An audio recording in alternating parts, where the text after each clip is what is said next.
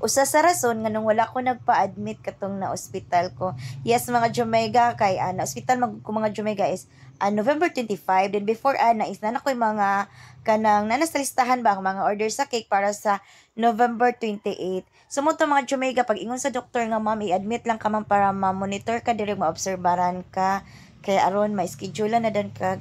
paopera sa doktor. So mo to mga Jumega ningon gud ko nga ako gid ginahon na dito is sa una lang magpuyo ay kog ospital nya wala ko'y kwarta unsa na lang ako mga bayro nun ang kalan una mas matag adlaw o di ba unya nga akong mga order nga cake sayang kaayo. So mo to mga Jumega ningon gid ko sa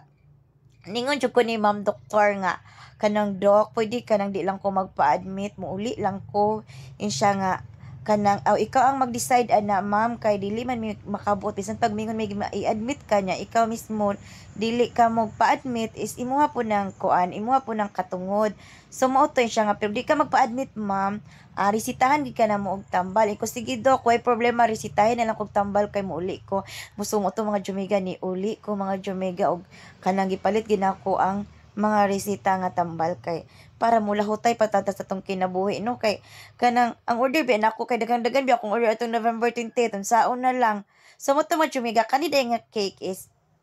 order ni Ma'am Jello din pag uli gid ako sa balay nagchat dayon ni si Ma'am Jello nga nakakita daw siya sa akong post unya na hospital daw ko so okay na ba daw ko kay ang iyang order kay excited na ba daw ko no siya mo tilaw sa akong cake o kanang sa design ningon din siya o nga ikaw na bala sa design I trust you